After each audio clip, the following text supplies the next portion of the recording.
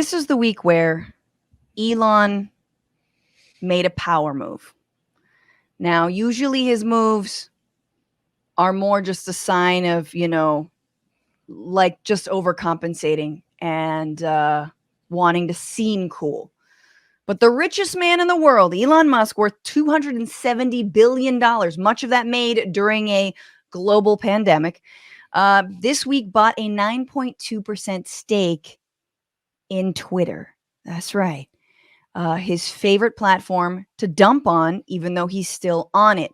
Some of his dumps include writing things like the coronavirus panic is dumb, March 6, 2020, aged brilliantly. Our real challenge. Oh, here he talks about this is more recent. He talks about unionizing at Tesla. He says, I hereby invite UAW to hold a union vote at their convenience. Tesla will do nothing to stop them. Basically goading them. Elon Musk also on coronavirus. Kids are essentially immune, but elderly with existing conditions are vulnerable. Family gatherings with close contact between kids and grandparents probably most risky. So he's trying to help back in March. And then, of course, his very famous, and there's so many of his shit tweets, but talking back to T.O. Bernie like this will always get you on my shit list. Him writing in response to Bernie Sanders saying, I keep forgetting you're still alive. So that's what Elon usually does on Twitter, in addition to a lot of just corny, like adolescent bullshit. But he made his power move this week. So he bought 9.2% stake in Twitter, earned $150 million doing so.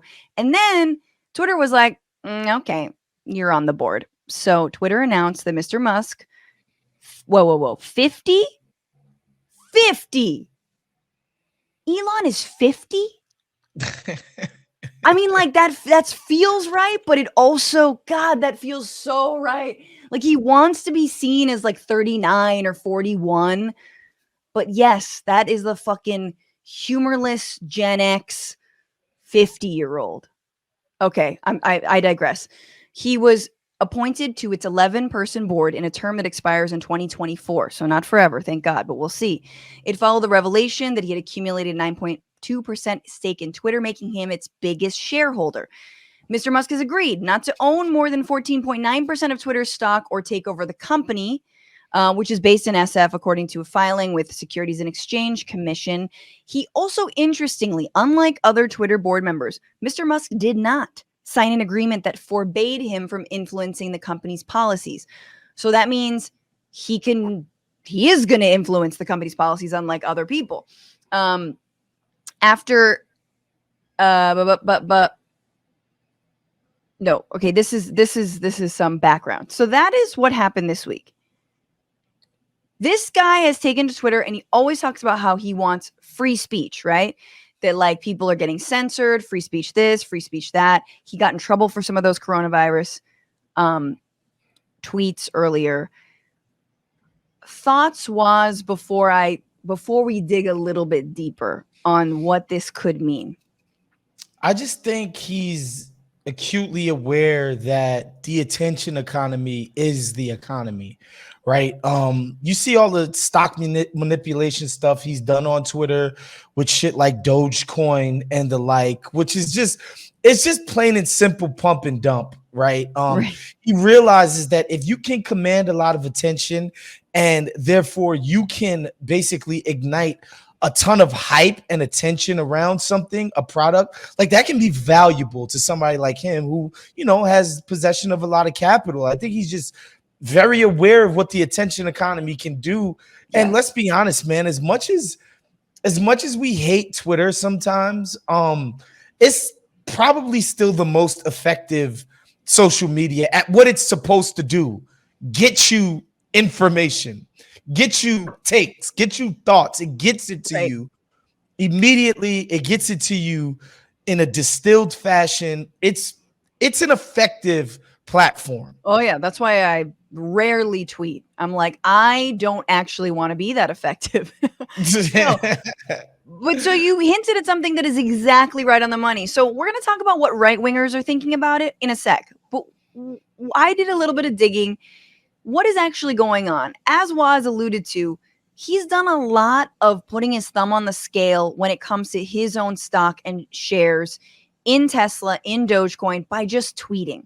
So in 2018, he tweeted that he's considering taking Tesla private at $420 a share, which should have been a total giveaway, that he was fucking joking.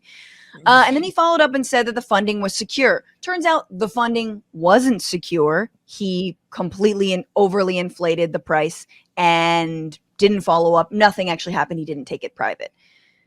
And so the SEC, Securities and Exchange Commission, was like, yeah, you can't just do that. You can't. You've got like 27 million followers or something insane. You can't do that. So this is from an interview that was done with Ranjan Roy, who writes for Margins newsletter. He was writing, like, what's the problem with writing things like that just willy-nilly about the stock market? So imagine if Tim Cook, Apple's trading around 170 right now, came out of nowhere and said that they're taking the company private at 200. The stock's going to go crazy. And if it goes up in the short term and you find out it's not true and it collapses, and if you're the CEO of a public company, you can't make completely false or unpredictable statements about the entire financial future of your public company when pension funds, people's retirements, all are resting on these kinds of tweets and these statements. So that's why, like, it's cute when you buy GameStop, more power to those folk, whatever. But like Elon, richest man in the world, doing that shit, like, you're going to get into some trouble. So the SEC actually sued, or they settled with the SEC for $20 million for that, basically that statement. He had to pay $20 million and Tesla had to pay $20 million.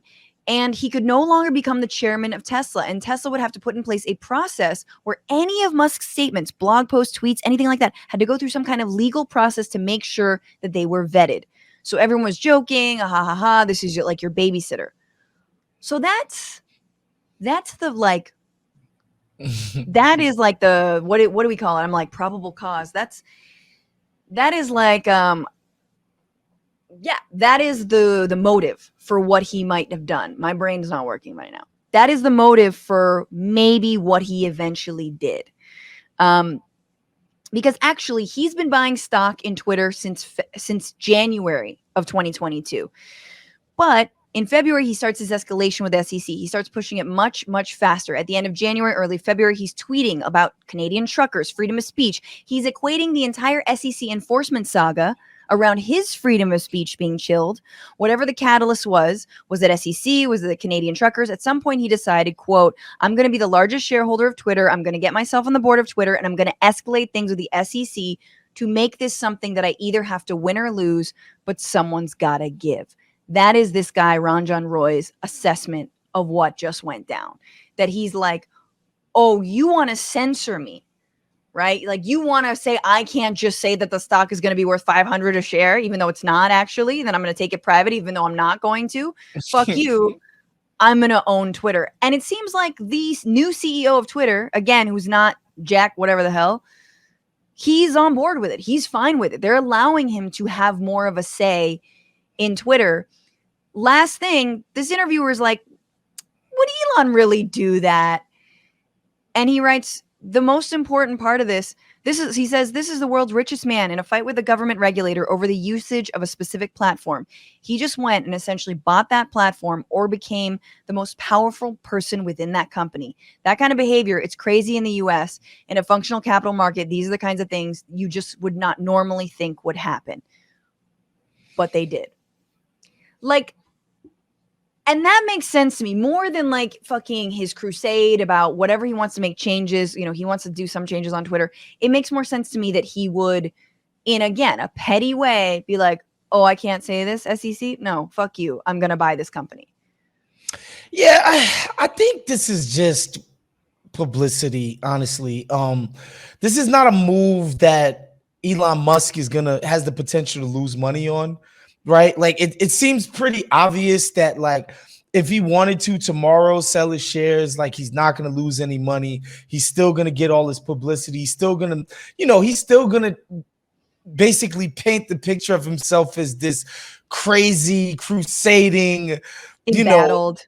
Yeah, impresario BS. Like this dude doesn't know anything about social media. Like I thought you were the space guy, right? Like these businesses aren't such that you can just come in and be like, I'm now an expert at it. I just see this as more attention grabby. And I do think something that people should watch when when you talked about why this is dangerous, because people's pension funds are tied up into some of these companies' stocks, right, and their prices or whatever. I think erratic behavior like that calls into question that entire system. And I think the other big dogs are going to be like, yo, Elon Musk, like, you're making this system look crap. And we're Right. heavily invested in this system operating in the way that it does. You need to cut this shit out. So that's why I kind of like what he's doing, right? He Mm. Mhm. exposes how stupid um heavily investing pensions into companies that are ran and their fortunes are subject to the whims of individuals like a Elon fucking Musk, right? Like it's Right. From like you, an anti-capitalist perspective, you're like, yeah, but yeah, this is it is stupid. similar to GameStop. Although, again, I will not compare. I mean, this is the richest guy in the world, but he is basically like, there's no rules anyway, and we all know that. He's just doing that to the nth degree, and they're like, oh, that's Also, can we stop can't be calling him the that richest guy volatile. in the world? This richest guy in the world shit is based on a Tesla valuation that I think is kind of a scam. Like, it's a fucking car company. There's no way it's worth $300 billion. Like, that doesn't make any sense whatsoever. All you sell are cars. That's It's it. it's them's How the else do you make money? them's the stats. I mean, all different kinds of investments. Like, who knows? Like, exactly. No, it's all fake. It is fake evaluation of the fucking his future wealth. I It's wish ridiculous. someone would be like, you know what, Francesca?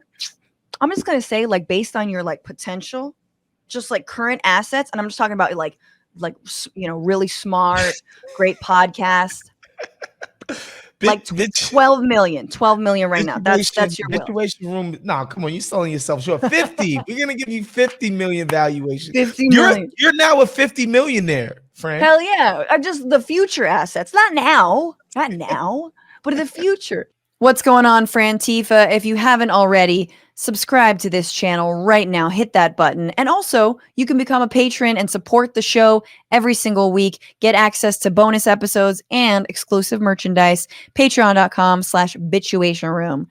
Do